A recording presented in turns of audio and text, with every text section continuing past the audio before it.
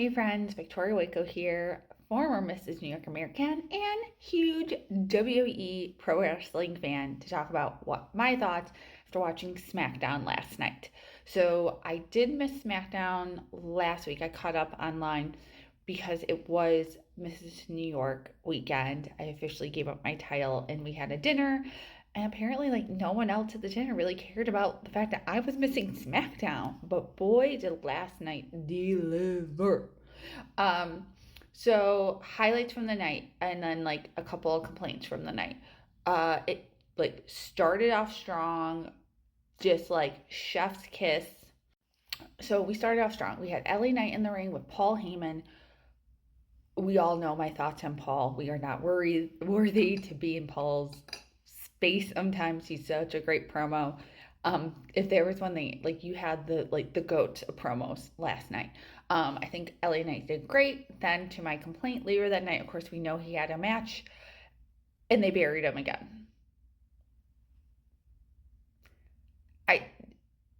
I'm very confused why they keep burying him. How is this spinning into a storyline?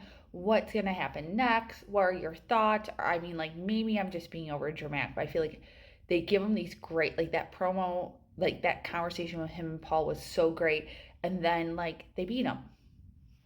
What's the point? In the King of the Ring tournament, we had two matches. The first one was the women's. We had Asuka versus Alexa Bliss.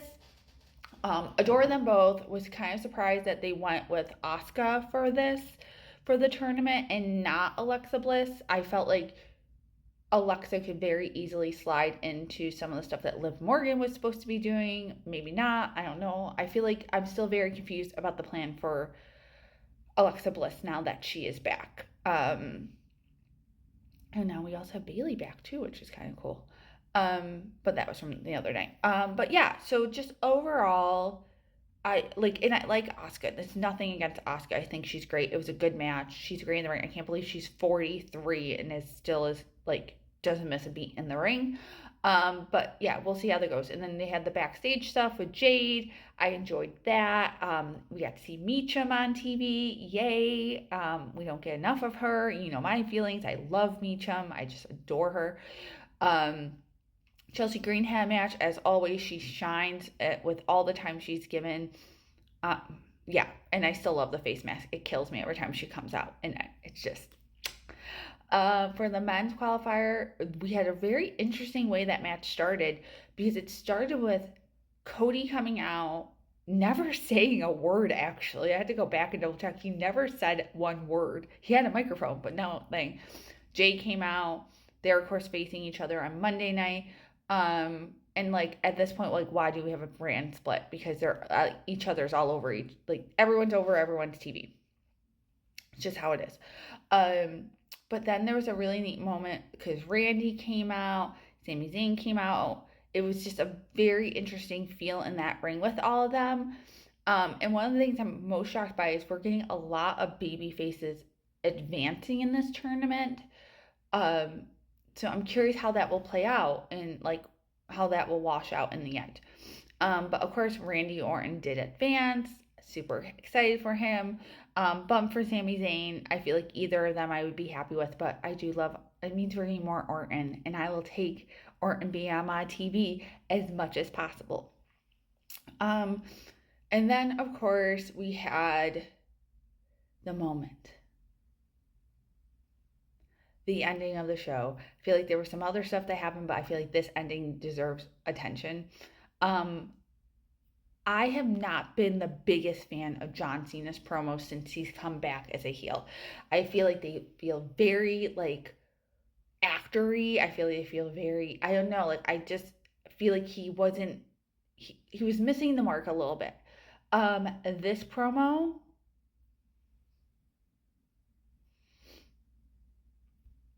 mic drop, pipe bomb goes off,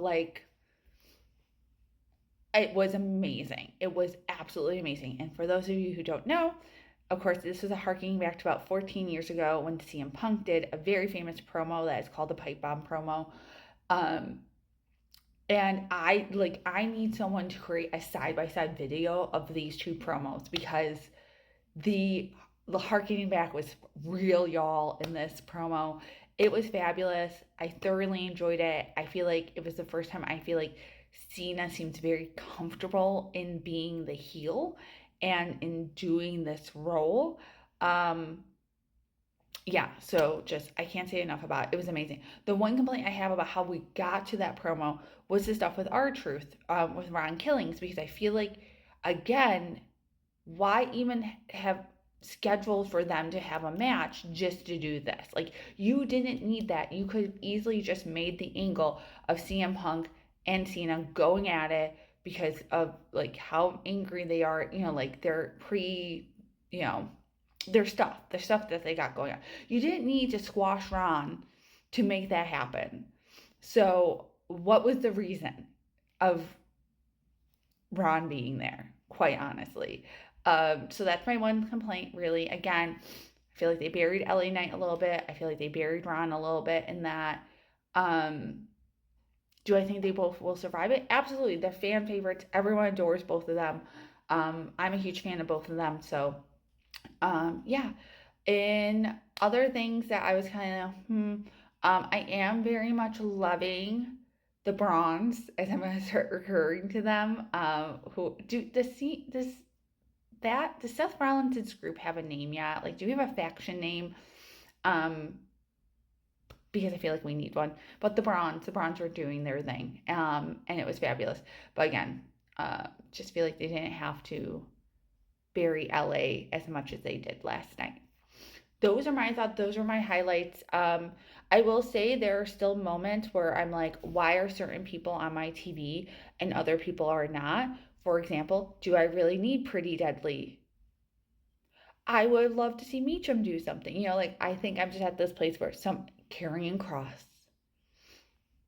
I feel like I'm just at this place where I'm confused by why certain people are getting so much airtime and other people that I feel like deserve it more or could do more with that airtime are not.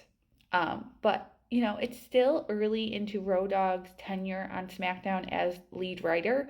So like I'm gonna give him a little more time and give him a little grace because I do enjoy him. And that's why I was even more shocked about the Ron Killings thing because I think he adores Ron so much that I was kind of shocked that they played him like that. Yeah, but with that, we are very close to Night of Champions, King and Queen of the Ring. We had Nia Jax on the show again. Um, yeah, but and finally the Jacob Fatu. Now that I'm talking about Night of Champions, thought it was great. Thought it was perfect. Thought it was exactly what we needed to get that match.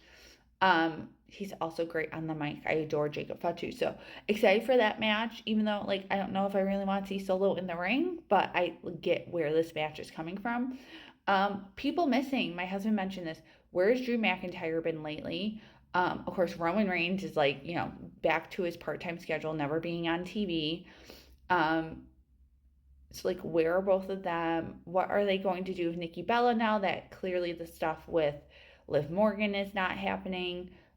Yeah, so I just have a lot of questions and I feel like there's a lot of like loose ends going into July when we have Evolution, like we have Night of Champions in 2 weeks, then we have Evolution, then we have like a Saturday night's main event that same weekend, and then we're going into SummerSlam. I feel like I'm not seeing the momentum to SummerSlam right now. But I am looking more so to Night Champions. Of course, I have feelings about being in Saudi Arabia. Many people do. Um, I'm still very shocked that Punk is going, quite honestly, and I'm hoping it's a good show. And yeah, and if you want to know my thoughts on Gunther and Goldberg, I'm happy to do a separate video. But what were your thoughts on SmackDown? What were things that stood out to you that maybe didn't stand out to me? Let's talk in the comments because, quite honestly, I just like having people to talk wrestling with. All right,